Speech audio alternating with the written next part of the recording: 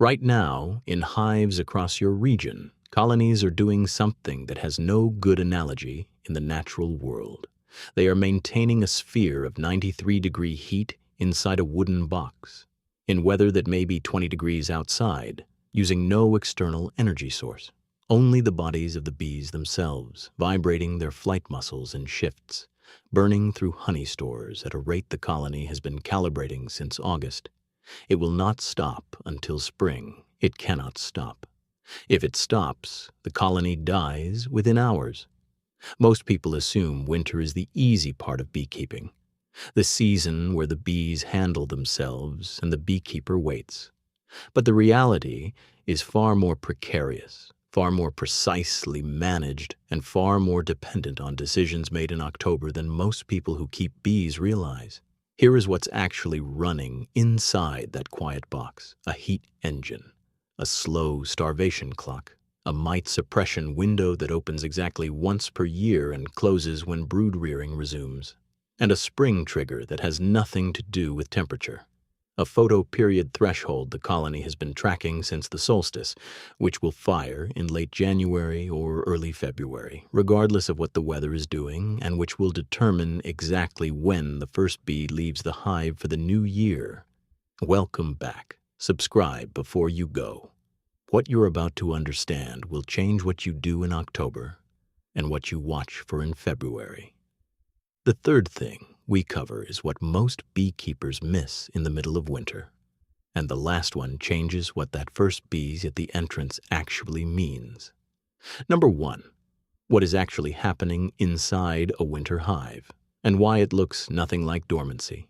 Most people assume a winter hive is a hive at rest, metabolism slowed, bees still, the colony in a kind of suspended state until warmth returns. The outside of the hive supports this reading: silent entrance, no flight activity, snow on the landing board undisturbed. Everything about it suggests a system that has paused. It hasn't paused. It has changed configuration. Research from the USDA Beltsville Bee Research Center and University of Minnesota Extension Studies established the mechanics of winter cluster physiology in detail. A winter cluster maintains a core temperature of 93 degrees Fahrenheit continuously, regardless of external conditions, regardless of how cold the night gets, regardless of whether it is 40 degrees outside or 5. Worker bees generate this heat through thermogenesis, vibrating their flight muscles without moving their wings, producing heat as a byproduct of the muscular effort. On days when external temperature drops to 20 degrees or below, the bees at the outer edge of the cluster, the ones exposed to the coldest air, are working harder than foragers in peak summer. They rotate inward as they tire, and bees from the warmer center rotate out to replace them. The cluster breathes, in a sense. It is anything but still. Sustaining this costs fuel. A colony burns through roughly 25 to 30 pounds of honey stores over a full winter to keep the cluster alive. That fuel was stored in August and September. By January, the margin between what's left and what's needed is the difference between a colony that makes it and one that doesn't. Your hive on a January morning, silent at the entrance, snow on the landing board, inside, a ball of bees roughly the size of a soccer ball, vibrating, holding 93 degrees at the center, while the temperature outside the box is 22. You can press your ear against the wood and hear it, a low, continuous hum, steady, the sound of the furnace running. What this tells you about your hive is this: a quiet winter hive is not an inactive one. It is a furnace running on stored fuel, and the fuel level is everything. But sustaining the cluster through the cold is only part of what winter asks of the colony. What comes next is the part most people never think about. Number 2, how the colony moves through winter, and the starvation pattern that kills most colonies in February. Most people who lose a hive in winter assume it was the cold, a brutal week in January, temperatures that went too low, conditions the colony couldn't survive. It's a reasonable assumption. It's almost never correct. Cold alone, in a colony with sufficient stores and a cluster large enough to sustain thermogenesis, is survivable at temperatures well below 0 Fahrenheit. What kills colonies in winter isn't cold, it's position. A winter cluster doesn't stay still. It moves upward and laterally through the hive, always toward the nearest remaining honey. As the bees consume the stores directly around them, the cluster shifts to access the next frame, then the next. In a standard Langstroth hive, a colony that begins winter in the lower box must travel upward through the frames to reach the stores in the upper box. Under normal conditions, with a strong cluster and adequate food, this movement is continuous and sufficient. Under cold stress, it slows. Honeybee Health Coalition winter loss surveys and University of Minnesota Bee Lab research have documented the February mortality pattern consistently. A cluster weakened by cold snaps moves more slowly than it consumes. At some point, the gap between where the cluster is and where the nearest honey is becomes too large to cross in the temperatures available. The bees starve, and the cruelty of it, the thing that every beekeeper who has opened a February dead-out carries with them, is that the honey is still there, on the frame directly adjacent to the frozen cluster, sometimes within 2 inches. The stores didn't run out. The cluster couldn't reach them. Pull a frame from a February dead-out, and you'll see it, a tight cluster of bees, heads down in cells, frozen in the posture of bees that were searching for food they couldn't find. Capped honey on the frame beside them, full and intact, inches away. It is one of the more difficult things to look at in beekeeping, and it is preventable. But only if you understand that the risk isn't December. It's February, when the cluster is at its smallest and the distance to the remaining stores is at its greatest. What this tells you about your hive is this: winter preparation isn't about surviving the coldest night. It's about February, when the stores are lowest, the cluster is smallest, and the geometry of the hive either works in the colony's favor or it doesn't. And then there is the thing that determines whether the colony makes it through that window at all. And most beekeepers don't address it until it's already too late.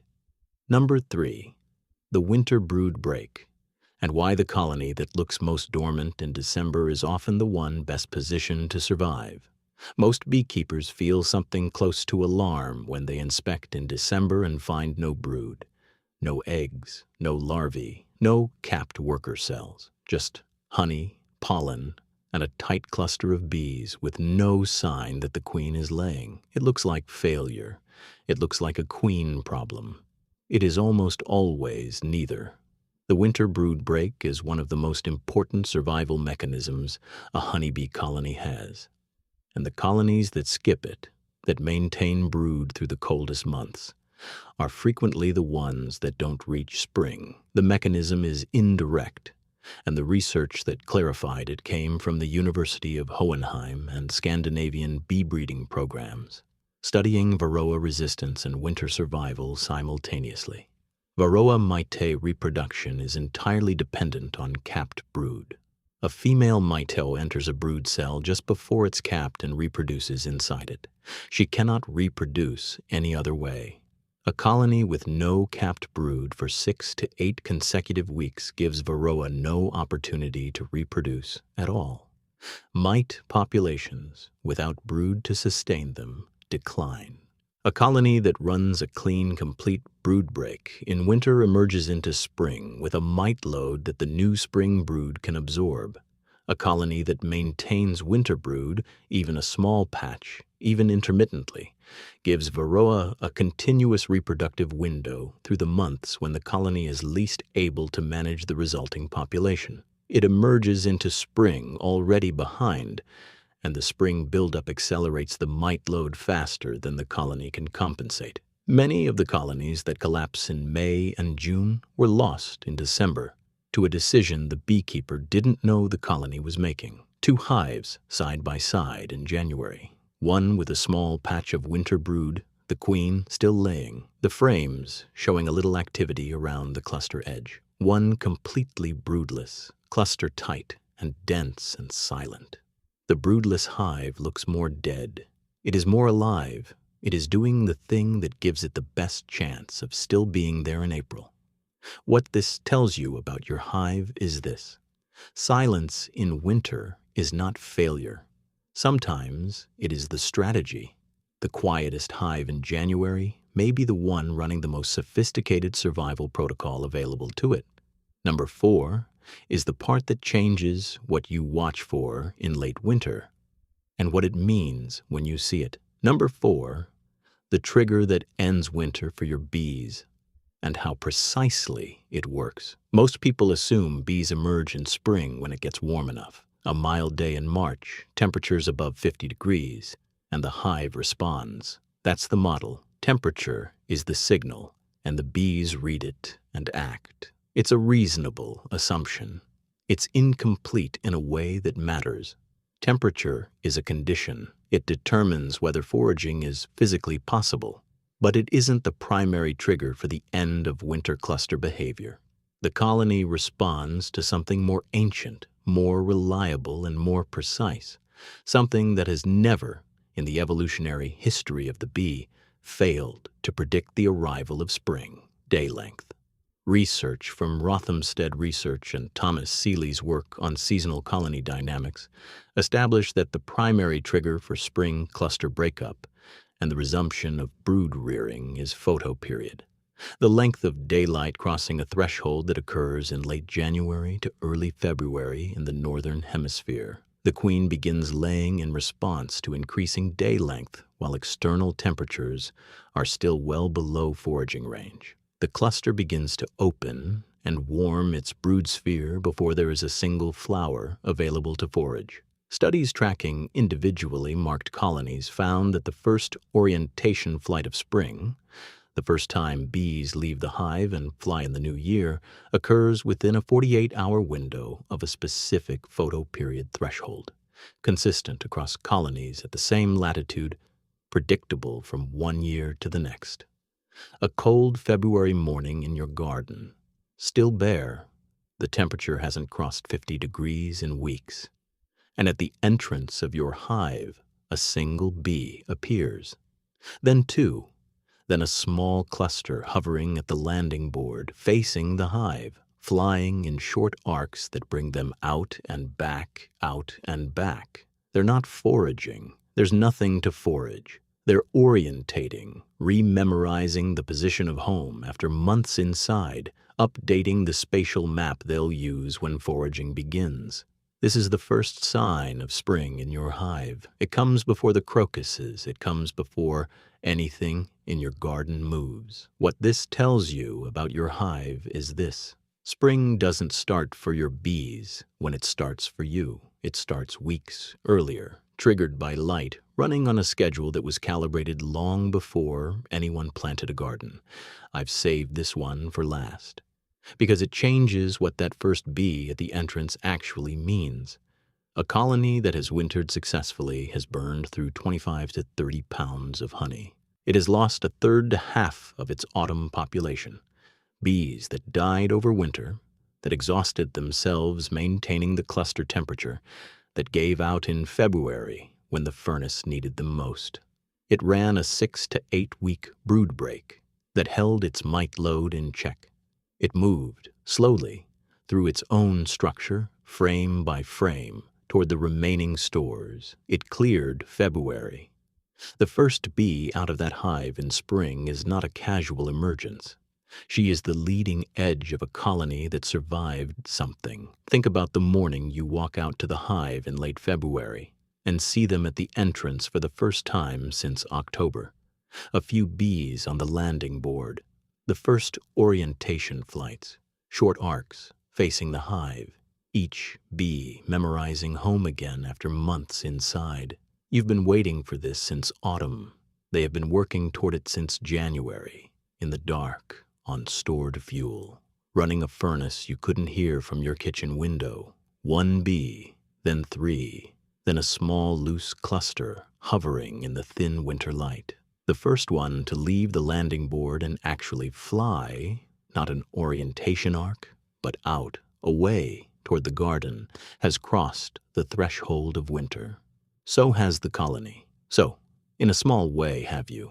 The beekeepers who check their hives through January and February, who press their ear to the wood on cold mornings to hear the cluster hum, who feel something specific and hard to name when the first bees appear at the entrance. They're not being sentimental. What they're feeling is proportionate to what happened inside that box. The colony maintained 93 degrees in the center, while the world outside froze. It navigated February on the thinnest margin. It waited for a light signal in late January and responded to it before the temperature agreed. And it sent the first bee out on a morning when your garden still looked like winter. They knew before the garden did. They always do. Go back to the beginning, the last forager returning in October, the entrance going quiet, the landing board emptying. You stood there and watched it and felt the season change. What was beginning that day, inside that box, invisible to you, was a 4-month operation that ran continuously, without pause, on stored fuel and the bodies of the bees themselves. What you're watching at the entrance in February is the evidence that it worked. The furnace held, the cluster moved, the stores lasted. The light came. Now you know what you were waiting for and what they were doing while you waited. This week, if you have a hive, put your ear against the side of the box and listen. If you can hear it, low, steady, continuous, the furnace is still running. That's what winter survival sounds like from the outside. It's worth knowing. Tell me in the comments, what's the earliest you've ever seen your bees at the entrance in spring? What month? What did the morning look like? And have you ever opened a winter dead out and found honey still capped on the frames beside the cluster? If this reached someone who keeps bees, or has been thinking about starting, send it to them. The February window alone is worth knowing before the first winter. I read every comment. I'll see you in the next one.